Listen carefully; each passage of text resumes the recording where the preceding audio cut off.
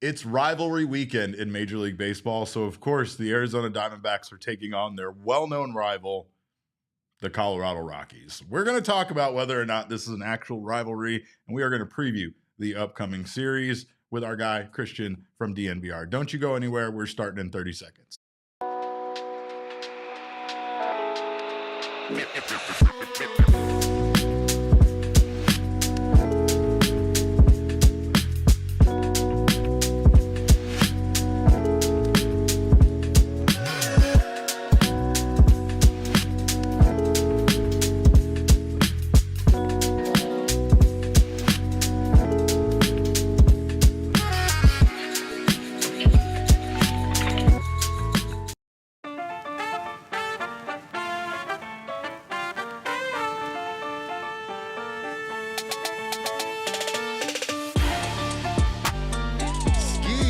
Welcome in to another edition of the PHNX Dbacks podcast, live from Studio K, presented by our friends at Circle K.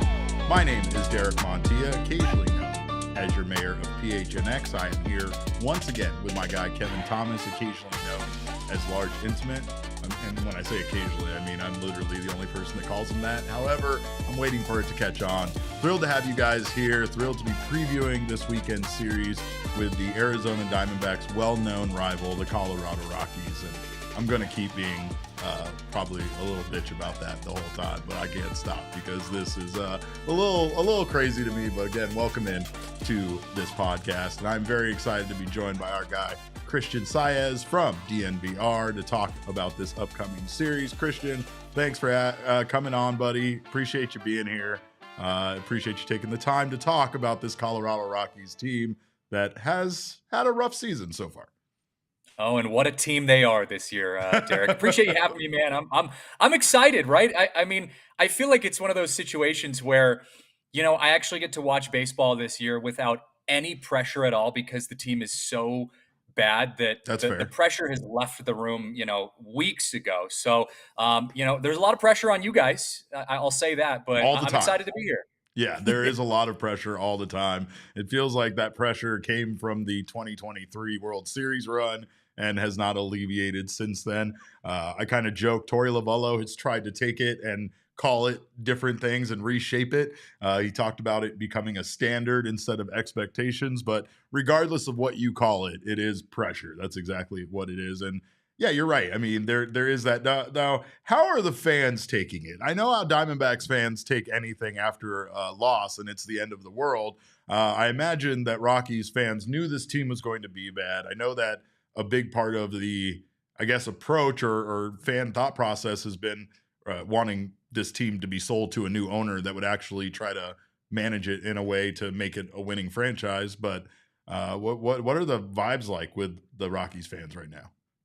It's been really weird because I think at first, when fans started to realize how bad this team was, there was a bit of an apathy situation that we had on our hands where, the fans kind of just checked out and said, you know what, I don't really care. Same story we've heard for years. And to be fair, we're in the middle of a Denver Nuggets playoff run. We had the Avs in the playoffs, just a few weeks ago. NFL draft is coming up. Like there's other big things that are happening around the sports world right now. And so I think the fans kind of checked out. But now we've started to see how historically bad, not just bad, but historically bad the Colorado Rockies are. And so I think fans are starting to get to this place where we're like, you know what? If we're actually going to get meaningful change from an organization that is historically super, super stubborn and kind of does things as if they're still in the early 2010s system-wise, you've got to almost be really bad. So I wouldn't say we're rooting for like the team to tank, but there is this sort of energy shift that I've noticed where fans are kind of like, hey, if there's going to be meaningful change, we need to kind of keep going down this path. We have to hit rock bottom if we're not already there. And so it's been kind of weird. It's not a great place to be in, but hey, you know what? It's at least kind of entertaining. I guess I'll spin it that way. You're right, and I can understand that. Like when we started doing this podcast, the Diamondbacks were at the end of one of the worst seasons in franchise history. A lot of people didn't think Torey Lovullo was going to make it through as manager and keep his job much longer. There was a big improvement in 2022, and then 2023 they go on this incredible Cinderella run during, the postseason and make the World Series, right? So I do think that I can understand where you're coming from in the place that it is kind of better at one point to be so bad that changes are needed rather than to dwindle in mediocrity, right? And of course, that's kind of what fans feel like kind of is happening at times here with the Diamondbacks, despite the fact that there's been continued improvement. Bud Black did suffer the repercussions, though, of this team being as bad as it was, having the record, having the historically bad start that it had. Does he deserve that? It feels like the sentiment is that he was kind of the fall guy for this. Yeah, I personally don't think he did. I know some fans feel like he was the veteran coach, a guy who leaned too heavily on his veterans when we're in this youth movement phase. But to be honest, veterans, youth movement, whatever the Rockies are doing, it sucks. And Bud Black was, I kind of put it this way: Bud Black was given the keys to a sinking ship. And it's not the captain's fault that the ship is sinking. It's the person who built the ship in the first place. That's why it's sinking. So the situation with Bud Black is just unfortunate. Now, I will say it needed to happen, right? You have to make at least surface level changes when you start the season in the way the Rockies have. But what I was alluding to earlier when I was talking about, hey, if the Rockies are going to hit rock bottom this year and that's going to force changes, the changes that I'm hoping for go beyond just the surface level. Yeah, we fire the manager, we fire the hitting coach, all those Sure. kind of things are just normal kind of byproducts of having a losing season. It needs to go beyond that at this point. I mean, the Rockies, and I said this earlier, the Rockies are an organization that systemically is set up as if we're operating 2 decades ago. We our information and technology and statistics and research and all of those departments are decades behind the rest of baseball. And for some reason, people in the organization sit there and think, you know what? Things are going great. Things are Yeah. working just fine. And so it's like we have to almost hit this rock bottom for them to open their eyes and see, oh, you know what? This actually really sucks, and we need to actually make some bigger changes. So hopefully those are coming up. But Bud Black happened to be the early fall guy, at least to start. Well, and who's to blame? Is it essentially come down to ownership and the way that they want things led? I mean, because I would feel like having changes, and obviously you have an interim manager in place. It's Warren Schaefer, right? That's who is Mhm. the manager for now. How has his transition been? I mean, does he seem to be at least doing anything differently, or is this just someone taking over and, like you said, like they're gonna hold the wheel, but they're not really changing any kind of course on this ship. They're not doing anything to tell the people on deck to move differently or do different jobs. We're just holding on to this wheel until we get to the end. The way I look at it is, and Dave Roberts kind of put it in a funny way, but when Bud Black was fired, and they're buddies, so he was defending his friend Bud Black Sure. when Bud was let go, and he said, even Casey Stengel couldn't have righted this ship, right? And Right. if you put Dave Roberts or Torey Lovello or who insert good quality coach name here, the Rockies are going to have the exact same outcome, maybe give or take 1 or 2 games, but the outcome's relatively going to be the same. That's the situation that Warren Schaefer's in. So, I mean, I could go out there and coach the Rockies and it would look relatively the same, man. Like it just, that's so far from what the issue is in the Yeah. Colorado Rockies Sure. organization. So, yeah. Well, I mean, the big issue is that it seems like this is an organization that makes plenty of money, but doesn't turn around and spend it on their ball club. The fans, like you said, it seems from what I've seen, the tide seems to be turning. Fans are encouraging other fans to not attend games and to try to essentially show the organization with your wallet that you do not approve of the way things are going. But that's kind of been the problem with the Rockies, is that regardless of their performance on the field, people show up and they hang out and they have a great time at their games, and the attendance numbers are always really good. But I mean, again, it feels like this is the season that maybe things are starting to take that next step from the fans. Well, see, it's funny because you mentioned, the Rockies make a lot of money, but they don't go out and spend it on the ball club. And actually, if you go back and look at breakdowns of how much money the Rockies spend each year compared to other teams. And maybe it's changing this past year just because of the payroll cuts that we were going through this last offseason. Sure. But every year before that, the Rockies have been kind of in the middle, if not even towards the higher end of spending across Major League Baseball.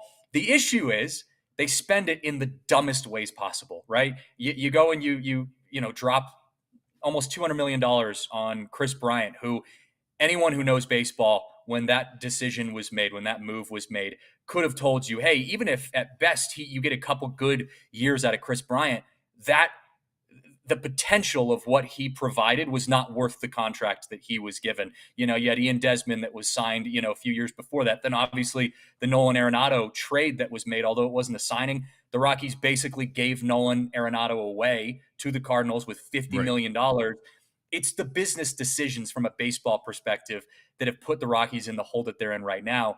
And that's where it goes back to the organizational faults that we're finding ourselves in. So the money spending isn't the problem, although I will say that is going to become a problem here pretty soon, because I think fans are starting to take notice. And outside of, the Dodger series, the Cubs series, where, Dodger fans are coming into Coors Field or Cubs fans are coming into Coors Field and packing the stadium, when we play you guys, or when we play, I don't know, a team that doesn't have as many fans in Denver specifically, sure.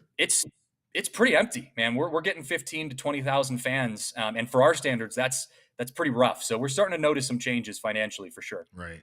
And yeah, I guess that's well said. It's not a matter of them not spending money. It's a matter of them not spending their money well.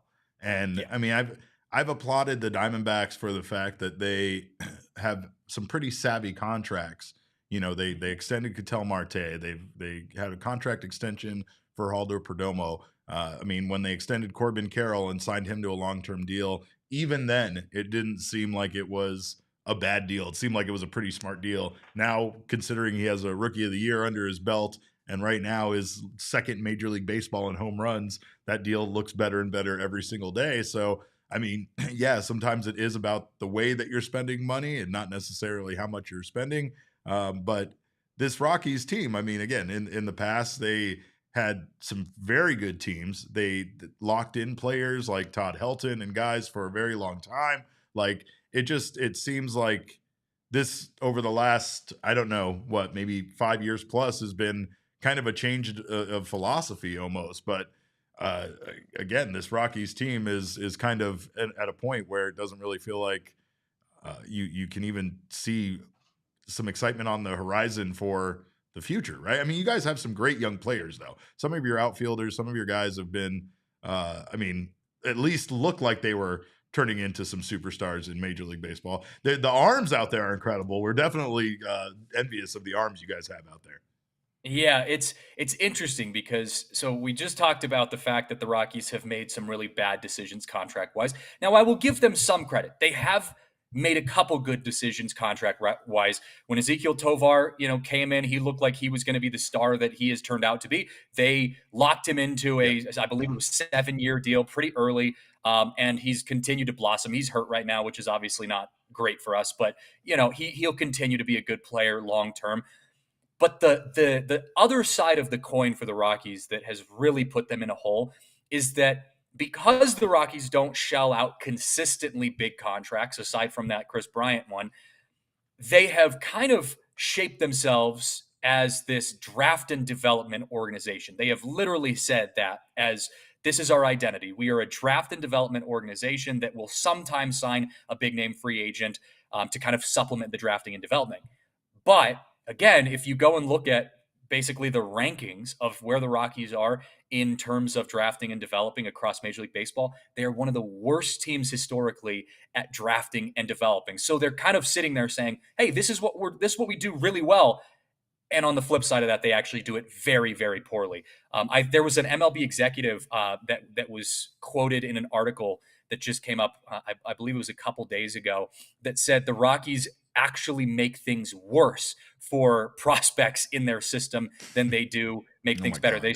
They said agents actually request more, bigger draft signing bonuses, basically, if their client's going to go sign with the Rockies. Man, it's bleak, and the optics are really tough. So long term, I don't really know how the Rockies claw their way out of this. Yeah. I think at least on paper, the closest thing I can think of at this point is to basically create a president of baseball operations position for the Colorado Rockies, because right now it goes, Dick Monfort, who's the owner of the team, and then below him is the general manager. And Dick Monfort kind of has his hands in pretty much all of the baseball decisions. I think there needs to be some separation there to give more baseball minded people a chance to make decisions long term, but it's a long road to recovery for our team out here in the Mile High City. See, that's crazy to me. And again, I don't know much about the Rockies owner, but what I will say is that's a lot of hubris, right? That's a lot of like, I know better than everybody, so I don't need people to advise me. I don't need to bring in great baseball minds to help me with parts of this game I don't know. Or again, I mean, like, I don't know. I'm pretty good at things in life. I won't, but I don't think there's anything I do without consulting with other people. I Yeah. consult with my wife. I consult with Kevin, my producer, on pretty much everything we do on this show. Like, just to have another voice and just to have another opinion, kind of tell you if whatever, right? Like, if everything is going from the owner directly to the general manager, I imagine that there is very little, discussion in regards to things that he wants the general manager to do. I feel like that's just a boss subordinate relationship. Orders come down from the top, you execute them, and then go on. And I mean, again, Yeah. in today's modern day of baseball, that might be the exact problem with this franchise. Again, when you talk about the scouting and stuff, right? Like, that's people you hire, and you put the right people in place so that you can find the best young prospects. And I understand where you're coming from with the Rockies. The Diamondbacks are exactly like that. In order to compete with this NL West, the Diamondbacks don't have the money the other teams do, and they're never going to. So the only way they can compete is by drafting well, developing those players, and then once they have something successful, like they found that they were starting to build in 2022, supplementing it with free agents and adding those guys that you think might be that key to getting you to that next step and making you a competitive baseball team, right? And again, the development happened faster for the Diamondbacks than I think any of us imagined. However, it's that you got to start with a team like this, with a team like the Rockies. You got to start with the basics, and that is the farm system. Yeah, well, and it's strategic, right? I mean, and you have to give your front office, the people who make those decisions, the agency to have confidence to make those decisions. Right. And Exactly. a perfect example of this is, just a couple days ago, before Bud Black was fired, our general manager, Bill Schmidt, goes out on the record after the Rockies get pounced 21-0 against the Padres and says, "Hey, we have full faith in Bud Black as our manager moving forward." And then 24 hours later, he announces that he's fired Bud Black and they're moving on. And what that looks like to me is, hey, you're not going to go on record and say, "Hey, I'm defending Bud Black. He's our manager long term," if you know that 24 hours later you're going to fire him. And you're also not waking up that next day saying, "You know what? Today I'm going to fire Bud Black." Yeah, that's That came crazy. from above him. That was Dick Monfort, in my opinion, from my perspective. That was a decision where Dick Monfort came and said, "You know what? Win or loss, we're firing Bud Black." And so it's like they're stepping on each other's toes, and it just doesn't look good, man. So yeah, you guys need to, from your perspective, you need to sweep us over the next 3 games. Like, if it doesn't happen, if we take 1, even 2 games out of this series, it should be considered a colossal failure on your guys' part.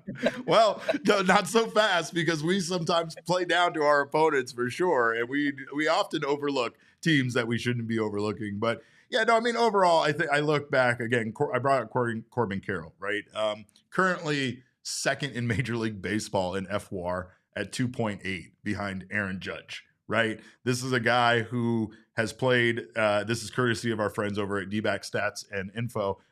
He, in 388 career games, he has a 12.2 offensive WAR, and he's already ranked 9th in franchise history. Currently tied with Stephen Drew at 12.2. So there is a guy that they drafted and has become a superstar, right? And then you also have, right, Ketel Marte right now, who, big hero from yesterday. He hit 2 bombs. He just returned from his hamstring injury. Since returning, 5 of his 8 hits this season have been home runs.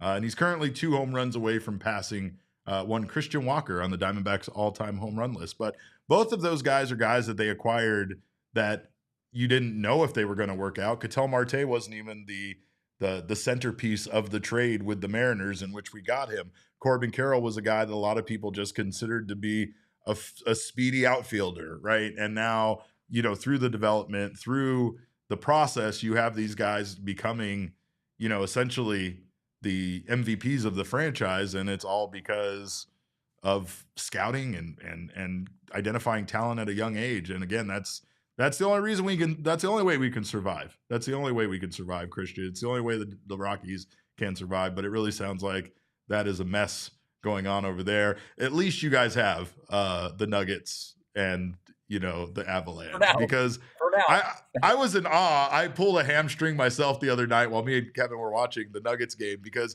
I had never seen, being a Suns fan, I don't remember when the last time I saw such clutch basketball at the end of a playoff game where both teams were just hitting threes back and forth, and it was just like a heavyweight fight. So at least you guys have that. But we're going to take a quick break here, and on the other side of this break, we're going to talk about the probable pitchers, and we're going to discuss rivalries and if this is actually a rivalry. It might be. We do have some evidence to back that up. But of course, you're watching the PHNX Diamondback Show. Don't you go anywhere. Of course, shout out to Pure Edibles. It is an off day for the Arizona Diamondbacks. It's an off day for you, so it's a great chance for you to try yourself some Pure Edibles. They are a full-fledged candy company from right here in Flagstaff, Arizona, and they, of course, offer gummies, their version of Starburst that they call Kicks, chews, which are soft caramel candies, as well as hard candies. So, and all of those have some amazing effects, whether it's a sleep edition that you're looking for, whether you're looking for a hard candy with uplifting effects. Pure offers a wide variety and those of doses and strains, and those strains and the effects are clearly listed on each tin, so there are no surprises at all on what to expect. Their gummies are not covered in sugar like all of their competitors, and they are available all around the valley. So check out Pure Gummies. They are designed to be ripped or bit in half, making them easily shareable or easy to dial in your exact dose. Go find yourself some Pure Edible products right now from one of over 130 dispensaries across the state of Arizona. And while you are driving to go get your wonderful Pure Edibles, make sure to stop by Circle K, fill up your tank with gas, get yourself some snacks, get yourself some munchies, if you will, and prepare to have a wonderful day. Circle K is America's thirst stop. It is getting hotter here every single day, a little bit hotter, a little bit more intolerable out there.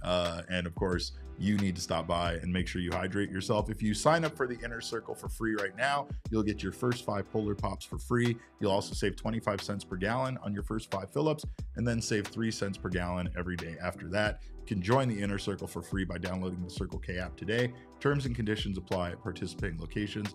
Visit CircleK.com for details. But I need myself a Polar Pop right now. This is only water. I know it's only water. But I could definitely use a very, very tall frosty beverage. I don't know how the weather is like there in Denver, Christian, but it's already hot here. Actually, it's been unseasonably nice, but that makes me fear for when the hot weather comes here, that it's going to be worse than it ever has been. Yeah, sorry to upset you, but it's about 75 degrees and no, shut up. I don't want to hear any more of it. I don't care. So I will say, though, I could definitely use some Pure Edibles after watching these Rockies, man. That's a great way to take the edge off. Exactly. I need something to help me get through those games, man. Yeah. Well, let's take a look at the probable pitching matchup. Maybe you can give us some insight here. We got Corbin Burnes going in game 1 against TBD. Has there been any announcement at all in regards to who's going to start tomorrow's game?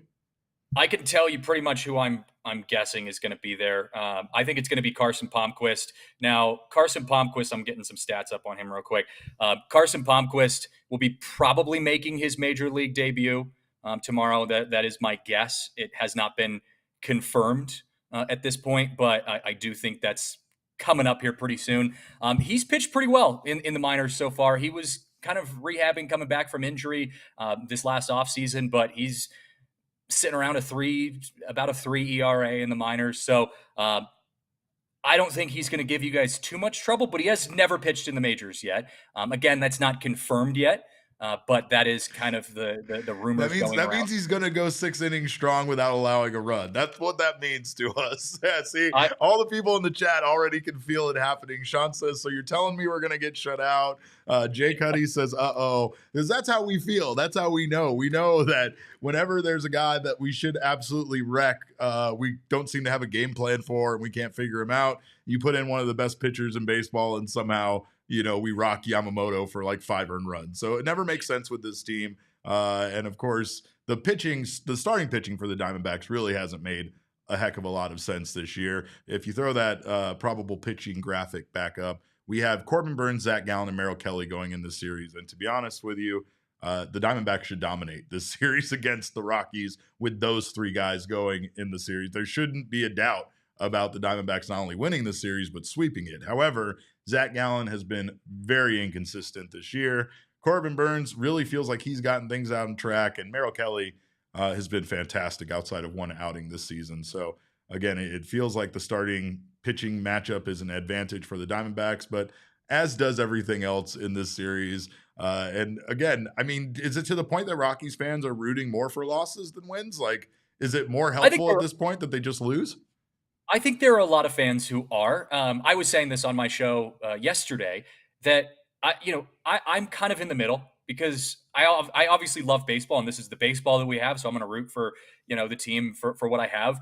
So I kind of put it this way: like I'm going to celebrate the wins and the individual achievements. If someone goes off and has a great game, I'm going to be pumped for them. I hope that the players individually play well. There's a lot of really good guys in the clubhouse, but from a change standpoint, I also am very aware that for this very stubborn organization that we are a part of to change long term, they have to really hit rock bottom. So I'm kind of in a win-win at this point, that must make watching baseball games way more fun than whatever the hell it is when we watch this bullpen pitch. But I guess the big question here is it's rivalry weekend. I've kind of been teasing it, joking about it a little bit, but are the Diamondbacks and Rockies even rivals? I do know that there is the clash for the battle of the colored purple. So obviously that is definitely a big factor here. But upon looking about it, they are division rivals. I mean, this entire rivalry thing this weekend seems to be geographic, right? Like none of these rivalries are actually the biggest rivalries. You don't have the Yankees versus the Red Sox. You don't have Mets versus Phillies. You just have teams that are in the same city or close to each other playing each other. So that's why it ends up being the Rockies and the Diamondbacks. But I mean, I guess looking upon it, and the Diamondbacks don't have very much playoff history, and I'm sure you can relate to that as well. But in the history of the playoffs, the Diamondbacks really just have a couple of teams that they've met up with more than once in the postseason, and the Rockies are one of those teams. There was the infamous 2007 NLCS where the Rockies swept the Diamondbacks 4-0, and then the 2017 wild card game with Archie's triple and that one game that the Diamondbacks won. So, I mean, I have poked fun at it. I did yesterday, but it actually isn't that outrageous that the Diamondbacks and Rockies are kind of, rivals here. Well, you just set it up perfectly. The fact that in both of our teams' very short playoff existence, long term, historically, we've played each other a couple times. That alone, I could count on both of my hands the amount of teams that the Rockies have played in the playoffs. And, Right. So the fact that you guys also reside in our division, and, I'll just say that we're kind of in the same area as you in the standings. Now, Yes. don't look at the games Don't back do that, category. though. Don't you dare do that. How dare you? How dare you? We might It be doesn't close help to with the each best other, teams but we're in the not league. close to each other, and you know that. I know. Hey, but who are the Rockies' actual rival? Do you guys have a team that you actually consider to be your rival, despite what that team like? There's always the big brother, little brother thing, right? And of course, when we think of rivals, we obviously think of the Dodgers, and that's because again, we've met up with the Dodgers a couple of times in the playoffs, but just twice as well. There's no team the Diamondbacks has matched up with more than 2 times in the postseason. So those teams almost automatically kind of enter into the conversation for being some of the Diamondbacks' biggest rivals.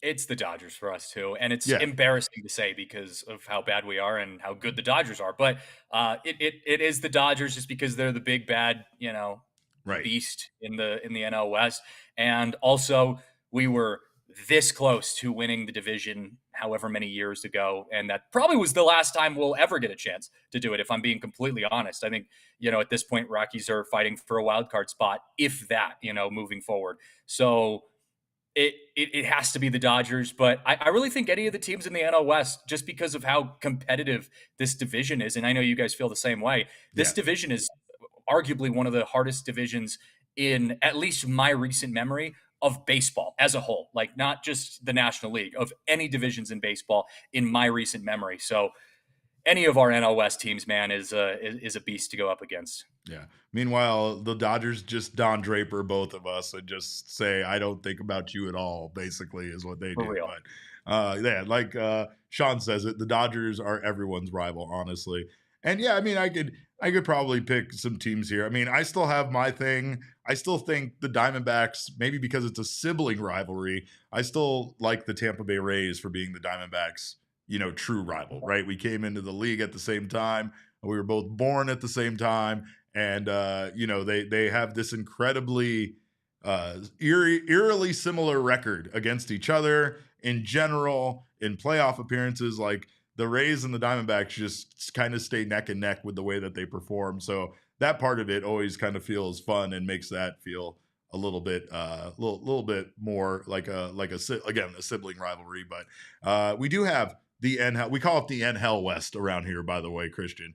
We have Okay. the NL West updated standings here. And like you said, yes, fine, we're close to each other in the standings, but that's the best we're going to keep it. This division just crazy, though. And I know people talk about it being the best division in baseball, but it's just wild to me. I know now these teams are going to finally start mixing it up and playing each other. Up to this point, we've kind of kept away from each other. But yeah, I mean, this division is just something else. And you're kind of right. It is a little depressing to look up, even from fourth place at those three teams and know that none of those teams are a fluke. None of those teams are as good as they are because they're just by chance playing good baseball, right? Like the Giants might be a bit of a surprise, but they did add Justin Verlander. They do have one of the most exciting players in Jung-Hoo Lee. Like there's a lot of things to like about the Giants. They went out, they added some really good free agents, even though they're not all working out for them. Willie Adames hasn't been Including great. Buster Posey, by the way. Right, exactly. And they got that too, right? So it's like they just have a lot of positives going on for them. Not to mention, even with the Padres, like the Padres were kind of our one hope at having one of those teams fall apart due to Yeah. internal struggles, right? The ownership battle that they have going on with the Padres. And my biggest fear came to life because I said it this offseason. This is a team that thrives on spite. They are powered by hate. And if you ever give them a reason to galvanize like the ownership group fighting and that, that being a reason why they didn't get like a lot of free agents and the team didn't really advance much. The roster didn't advance much, at least during the offseason. And this team's just playing some of the most incredible baseball that they've ever played, right? Like, again, it's just difficult to look up at how well ran these three teams are. Padres withstanding, I guess, for right now. And again, like have a ton of hope that not only can we catch these teams, but maybe in the future they'll fall apart. It feels like they're all really well set up for now, for the future, and it's just going to be a difficult road for both of these teams to continue to battle in the NL West. Well, it's why I said I'm confident that the Rockies will likely never win the National League West division in my lifetime, because I just think the way Major League Baseball is set up as a system, as a whole, and I'm not trying to get into the whole salary cap, salary floor conversation either. Sure.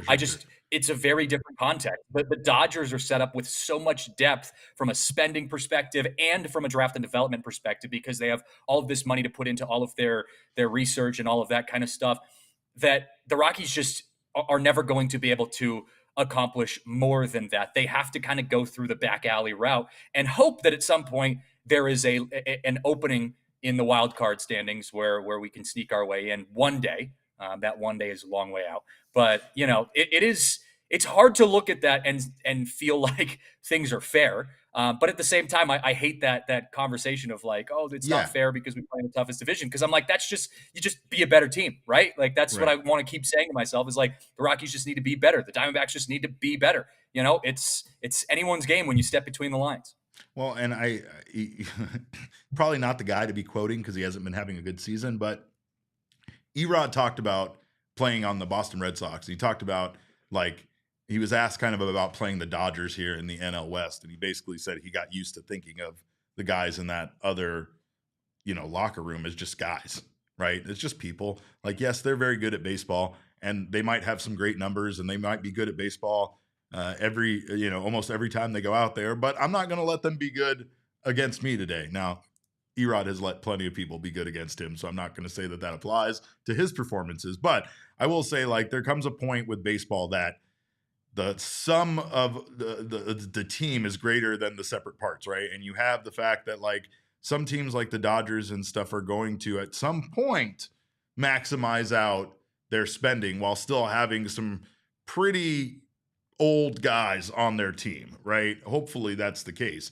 And you just never know when a team like the Rockies or a team like the Diamondbacks can have a group of guys that come together and play really good baseball over the course of a year. I think that's what's different about baseball than other sports. Maybe it's because we have these stories come up all the time where some guy was some minor leaguer that was hitting 250 comes and takes over, Major League Baseball or whatever. Like you have these random things where guys suddenly things click and this guy was a 75th draft pick and this guy was this and this guy was that, right?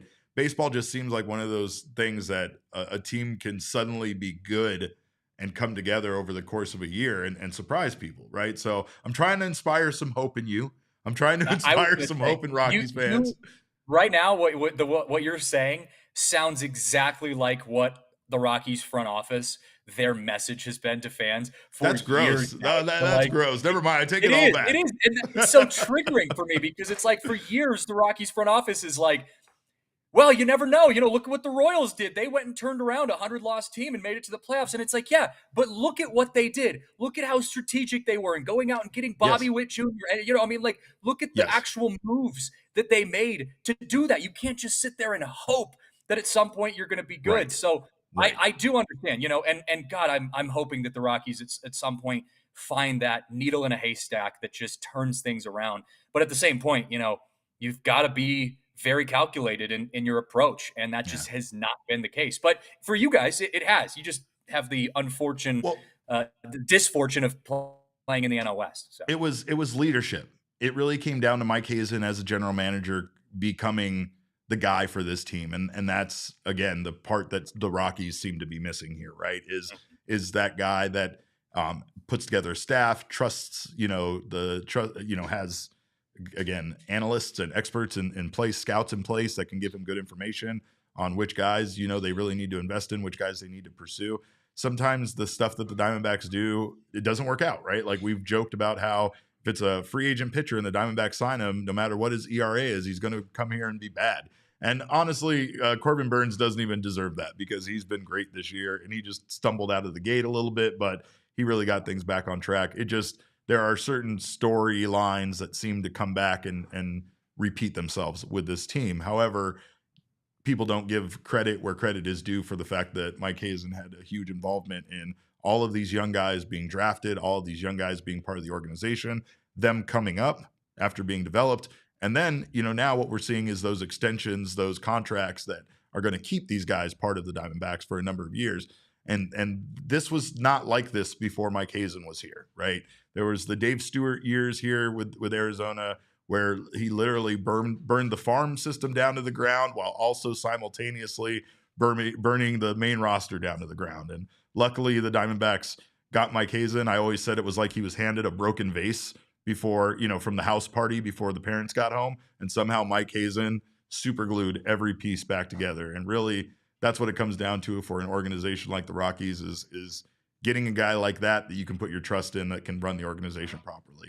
Not sure if that can happen when you have the owner that wants to be so directly involved like this, but I do very much appreciate your time, buddy. Thank you so much for stopping by. And of course we will chat again soon. I know we'll be playing the Rockies again soon. So I'd love to have you back on, but keep Love hope it, man. alive and enjoy, I guess, having it both ways, where you're good if they win or you're good if they lose. I will say, if we're just talking specifics here real quick, the Rockies have a tendency to play up offensively towards good pitchers, and they also have a tendency to make the most average pitcher look like a Cy Young. I mean, 2 of our wins came against Chris Sale and Hunter Green. Stop So it. just Stop be it. See, careful when it this comes is to the that kind of. worry that I didn't need. I thought we were all on board with a sweep. I thought we were all on board with the Diamondbacks winning these games. I'm What just happened giving to you a that? heads up. Just be careful when it comes to that. But besides that, you guys should have no problem. Our bullpen is okay. It's been decent this year. The rest has been just atrocious. So Our bullpen is not okay. I can assure you that. Our bullpen is kind of a disaster right now, but our bullpen is they can around figure some things 3 out. ERA right now as a whole. So it's sneaky good this year, which is shocking because I'm like, we're just wasting probably the best bullpen we've ever seen out of the Colorado Rockies history. But that's the way it goes. Great. Well, I'm not looking forward to this now, but hey, I do appreciate you again, man. Thank you so much for stopping by. You can follow him on Twitter at DNVR Saez. And he is Christian Saez from DNVR Rockies. Make sure to check out their podcast. They will definitely be having some fun watching this team, I guess, sink to the bottom. hate watching every night, baby. Hell yeah. Hate watching every night. All right, man. Thank you again. Eric. Appreciate it, man. Appreciate you, buddy. All right. Well, we will be right back. When we come back, we're going to talk about some Throwback Thursday memories on this very show. Of course, you know what today is. It's that Purple Thursday. I still think we own the color purple over the Colorado Rockies based on our record, but I guess that's a discussion for a different day. We will be right back, though, so don't you go anywhere. You're watching the PHNX Diamondback Show. Of course, we have big news from Sanderson Ford. Sanderson Ford just announced for their From America for America employee pricing. We've been talking about it. It basically means you pay what the employees pay, and that's with no markups, no addendums, no added on anything over at Sanderson Ford, because that's what you'll get. All the Ford dealerships have this deal, but none will give you the customer satisfaction that Sanderson Ford will deliver. On top of employee pricing, right now you can get additional Ford incentives on over 1,000 vehicles during the Sanderson Ford Platinum 70th anniversary sale. And if that is not enough, in celebration of their 70th anniversary, you can stop in and get a pair of tickets to an Arizona Diamondbacks game just for stopping by. No test drive required, no paperwork needs to be signed, but hey, I suggest you do that anyway because it's a great place. Go get yourself the Starliner Diner lunch, get yourself some free Diamondbacks tickets, and maybe take a quick tour around in a new Mustang or a new Ford Bronco. Of course, right now, that does exclude the 2025 Expedition, Super Duty, and Raptor family, as well as the Mustang and Bronco specialty vehicles. 1 pair of tickets per household with valid driver's license to the July 6th game versus the Kansas City Royals. While supplies last, there are 200 tickets, so do not wait on that. Head on out there and get those tickets now. Also, whatever the moment, it's never ordinary at Bet365. You guys know that. I know that. Kevin knows that. And the reason why is because Bet365 makes betting on live in-game sports more fun. They pioneered live in-game betting, and they offer the widest range of games and markets available for live in-game betting across 78 sports. Of course, right now with Bet365 early payout offer, you're a winner if your team in Major League Baseball goes ahead by 5 runs. All you got to do is bet on a team to win. If they go up by 5 runs, you win, regardless of the actual outcome of the game, with an instant payout on straight bets and parlay selections, which will all be marked as winners. Right now, if you're a new customer, you can get down on $150 in bonus bets when you bet $5 over at Bet365. Win or lose, all you got to do is sign up, use that code of PHNX365 when you do, deposit $10 and place a bet of $5 or more to receive $150 in bonus bets if your bet wins or loses. Bonus bets can be used on the spread, totals, player props, futures, and more. Whatever the moment, it is never ordinary at Bet365. Must be 21 or over and physically located in Arizona. If you or someone you know has a gambling problem and wants help, call 1-800-NEXT-STEP, text NEXT STEP to 53342, or visit problemgambling.az.gov. Derek. Kevin. Can I put you on the spot? Please do. I love it when you do. We love our friends over at Bet365, and they love us. This is a series that the Diamondbacks should dominate. Mm-hmm. There should be a lot of opportunity to make some money with Bet365. There should be. Without getting into the weeds of it, because we could dive into stats and find props and things. Sure. What might be your best bet going into the weekend? Like, what are you eyeing? I would take overs against Colorado Rockies because the Diamondbacks offense has been rolling. And I feel like when the Diamondbacks offense rolls, the pitching suffers. We're not going to get, I don't think, a bunch of like 10-1 games or anything like that, but I do think there's a good chance of some high scoring games where hopefully the Diamondbacks come out on top, something like 8-3, 8-4, 9-3. If that's the case, then I think betting the over in all 3 games is fairly safe. However, the Diamondbacks do have their best starting pitchers going in this series, and that kind of contradicts what I just said a little bit. If they do a good job of holding the Rockies and limiting them, then maybe the offense doesn't really even need to show up. So there's a good chance that, hey, maybe those unders hit. I don't know. I would probably maybe focus a little bit more probably on Corbin Burns's player props, maybe his strikeout total. I know he only had 5 strikeouts his last time. So his strikeout total based on averages might be probably set around 4.5. So like if it was, I'd probably hit the over on that, or maybe even 5.5. Same thing with Merrill Kelly, maybe innings pitched. That's always an easy one for me. I make what some people call coward bets, but it's because I want to make money and I'm not swinging for the fences for a home run. So I'll do things like, especially Merrill Kelly, outs acquired, even though the cramping thing might be a problem. I feel like outs is an easy one. That's a smart way to attack it. I do the method of what some people call donations. Oh yeah, you just try to pick a guy for a random home run or something. I don't do that. I don't go quite as explicit of that kind of donation. But most of my bets, UFC bets, or like I'll parlay a MLB money line with like a strikeout and then maybe one guy to get one hit, when I really should just be doing one of those things and making the money. Yeah, I mean, I have gone 3-0 on my bets a few times, especially when I've done them for PHNX bets. However, that Bet 365 rub. Yeah, that's right. But also you have the factor that it's heartbreaking if you parlayed and you hit 2 out of 3 and the one misses. And the one misses by, because you're like, I would have made my money back. Yeah. I would have made my money back. Yeah. I would have gone 2 for 3. I would have been positive. I would have been happy. Maybe bought myself a nice little beer. Who knows?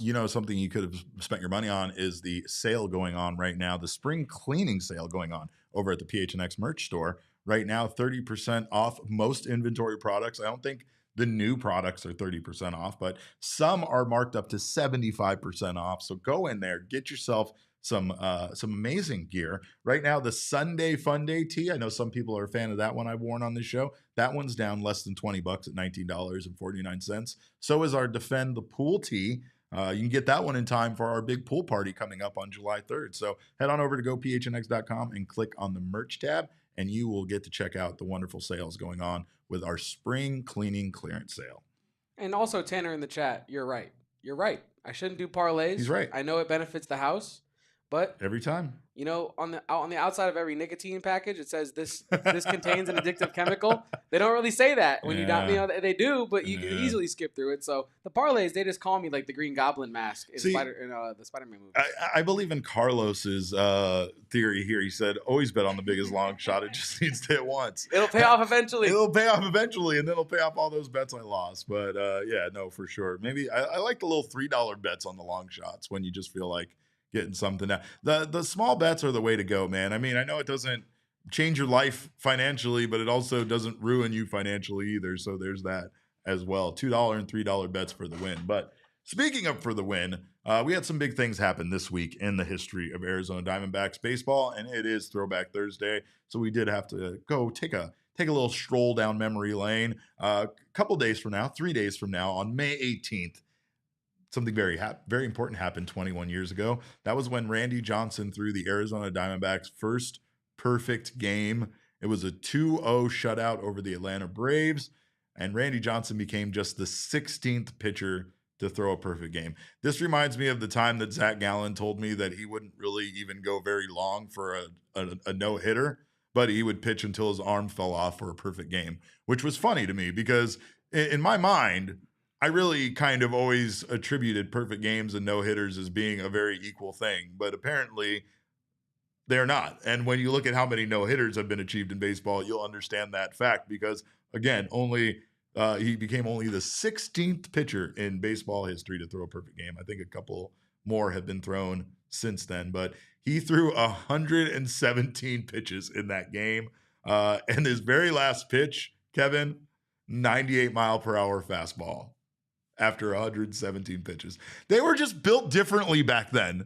They were just built differently. Stole the words right out of my mouth. I was going to say just a man that's built different. Yeah. They were built on tobacco and hate. Tobacco, hate, and post-game brewskis. Yeah, yes. You're goddamn right they were. Yeah. And I get it. No, perfect game is much better. I understand that, but I'm not disputing that, Tanner. I thought it was funny to hear from a major league pitcher himself that there is a huge difference to them in regards to the perfect game or the no-hitter. But yes, we did win that game 2-0 over the Atlanta Braves for sure. Carlos says UCL was made of steel. Goddamn right. Goddamn right. Fortified by the toxins of the tobacco. That's right. Cam says, perfect game. I just need Gallen to throw 6 innings more consistently. That was a weird, funny discussion, by the way, with Chicago Cubs radio. They were very mad about another Cubs loss after James Tyone went 6 innings, giving up 3 runs. They were mad about the idea of a quality start. I'm going to be just honest with you. If you don't think a quality start is good in today's Major League Baseball, then you don't know today's Major League Baseball, quite frankly. If your pitcher goes out and gives you a quality start, your team has a chance to win the game. I'm going to stand by that. But a few other things happened on May 13th when Gerardo Parra made his debut for the Arizona Diamondbacks, and he became just the second Diamondback in history to hit a home run in his first at bat. That happened on May 13th, 2009. That was against the Cincinnati Reds. He became the 100th player in Major League Baseball history to hit a home run in his first at bat. The very first player to ever do so was Alex Cabrera back on June 26th in 2000 against the Astros. Last, I just brought it up. I just brought up the Dave Stewart era of the time here with the Arizona Diamondbacks where things got very, very bad. On May 17, 2014, one Tony La Russa was named the chief baseball officer of the Arizona Diamondbacks, marking a very bleak time in this organization's history. To say it was a failure is a vast understatement. Fun thing, on that date, Paul Goldschmidt also went 4 for 5. With 2 doubles, 2 home runs, 6 RBI, and 5 runs scored all by himself in an 18-7 victory over the Los Angeles Dodgers. The Diamondbacks set franchise records that day for runs, extra base hits in a 9-inning game. And that was all over the Dodgers. That was a great day. Great day in Diamondbacks history. But we have a little bit more to talk about. We got to take a visit down to the Snake Farm, give you some updates on Yu Min Lin and some other players from the Diamondbacks farm system. Of course, don't you go anywhere. You're watching the PHNX Diamondback Show. Well, if you need quality hats, whether it's for you personally or for your brand, look no further than Branded Bills. They have some amazing partnerships with U of A, ASU, the Phoenix Suns, and more. Their Arizona hat collection is incredible. I own several of them, and I get compliments on them everywhere I go. But more importantly, if you are looking to help make your brand stand apart from the crowd, Branded Bills can do that. Branded Bills has you covered with the best custom headwear. You can start your order, and their dedicated team will help you create the exact custom apparel you need. And again, they're a local company from right here in Mesa, Arizona. We had the chance to tour their wonderful facility and just saw the quality of those hats. It is incredible. So head to brandedbills.com and use code BBPHNX for 20% off your first order. That code again is BBPHNX. Don't disregard what the little ad in the corner says. Also, if you're looking to have a great time, Gila River Resorts and Casinos is the place to do it. Not only can you go out there and have a wonderful night out or a wonderful staycation, but right now is the best time to be catching all of the NBA playoff and NHL playoff action at their sportsbook. It is the BetMGM Sportsbook at Gila River Resorts and Casinos. They have massive screens, delicious food and drinks, and all of the action that you are looking for. So, of course, it's the ultimate place to watch and win. Place your bets and experience the excitement, not to mention the fact that there is so much more fun to be had downstairs with all of their 4,500 slots and table games and pools and drinks to be had. So you do you at Gila River Resorts and Casinos. Visit playathila.com for more details. Well, I feel like what we're lacking here is a really cool snake farm graphic, Kevin. I'm not putting this on you, but just imagine here in this space that like there's a snake that slithers onto the screen, maybe wearing a farmer hat in front of, I don't know, like a little barn.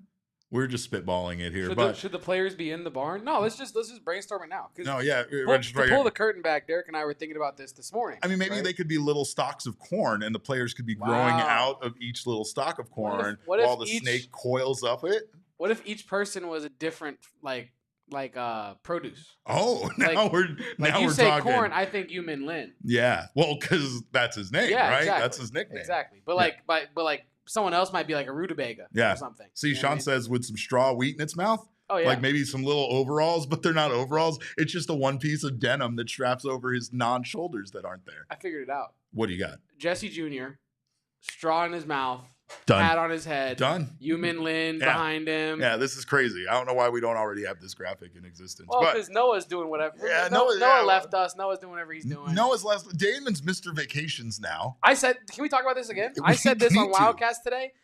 Are we sure we should not relitigate the Mr. Vacations nickname? Yeah, because Mr. Vacations was previously Max, and Max earned that nickname, but Damon has been fighting very, very hard, including taking a vacation during draft weekend, right? It's kind of like Max missing a Rising playoff game. Wow, for a vacation? I don't know why he missed it, but That's nuts. let Owen tell the story. I think it was for a vacation. Meanwhile, during the NLDS in 2023, I drove to Las Vegas because I promised my family a vacation at 3 o'clock in the morning, Kevin. At 3, that's what time we arrived in Las Vegas, at 3:45 a.m. They had given our room away because they figured we just weren't coming at that point. Look, some people are built different. Some people are Randy Johnson, Yeah. and some people are Zach Gallen. And that's no diss to Zach Gallen. But you get my point. You know, Damon could be one of the greats It was a different era. of the program, of the franchise. Speaking of people But you are our leader, our mayor, I know. our Randy Johnson, our King Snake. Speaking of guys that could be big, we got to talk about the farm system here. Yu Min Lin, he had a start last night, or I think this was 2 nights ago against the Sugarland Cowboys. He allowed 1 run on 5 hits and 2 walks over 4 and a third innings, striking out 4. This is impressive. This is the PCL. You don't go out there and just give up 1 run. And that's something that Yu Min Lin's been doing. Currently has a 2.40 ERA and 3 starts, 15 innings pitched. In those 15 innings pitched, he has 12 strikeouts, 6 walks, and 2 home runs allowed. What I will say is Jesse kind of gassed me up about this, and the more and more I see Yu Min Lin perform, his outings aren't very long, but his outings are incredibly good in a division, in a league that is notorious for offense. So I'm not jumping to any conclusions just yet, but I will say that it's starting to feel like there's a good chance that we could see Yu Min Lin on the Major League roster this year, right? And this is all since he's returned. He kind of had himself a tumultuous offseason. Joyful, good. He became a dad. He served military time, and again had a lot of things that weren't baseball-related activities going on in his life. I feel like for him to come back and dial in like this is impressive. It could mean that we see Lin here before the end of this season called up to the Diamondbacks Major League roster with the injuries that they've experienced and kind of this ongoing search for a bullpen arm. You'll never know when Lin's number might be called. A couple of other names I wanted to discuss. Veteran Ildemaro Vargas, who feels like he's been in the league forever. He went 4 for 4 on Tuesday. He was just a home run short of the cycle. He's another name that if Jordan Lawler continues to possibly struggle at major league level, they might look to Vargas, considering Vargas plays a similar role. He can play defensively at all 3 positions, and he wasn't putting up the offensive numbers that Lawler was putting up for the Reno Aces. However, he does have major league experience, and he's been in the bigs before. So another name that we could see. A couple of other guys at a lower level for the Sod Poodles. Spencer Geesting had a nice outing the other day. He went 7 innings pitched, gave up 3 hits, 1 earned run, walked 2, struck out 8. He's only allowed 4 home runs this year in 39 2/3 innings pitched, and he currently has a 3.18 ERA. A guy that's making his way up through the system. Another name that I wouldn't be surprised to see maybe in Reno before the end of the season. But again, Diamondbacks kind of need to start developing their next pitching line, because as it stands, things are getting pretty shallow as far as depth is concerned. I do know a lot of people are currently still wondering what the hell is going on with Drew Jones. He is currently with the Hillsboro Hops right now, not having a terrible season, but not also doing anything that I guess is earth-shattering. He's currently slashing .276. However, his on-base percentage is .370 and his slug is .313. So not great. That all equals out to a .684 OPS. Big problem is he has 41 strikeouts this season. He's only walked 20 times. That ratio is kind of gross, but he does have 10 stolen bases in 33 games. So that's a lot of fun. Last but not least, I have one more guy maybe that we can add to the Major League roster. Kevin, do you have video of this potential prospect that the Diamondbacks should look into? Oh, yeah. That's one Devin Booker doing what Devin Booker does, and they just being good at everything. Is there anything? Good take. Is there anything that this man can't do? Oof. Look at that. Gone. You know what's crazier? Even Call crazier him about up that right now. is I had to cut the audio for this clip, Derek, because there's music in it, right?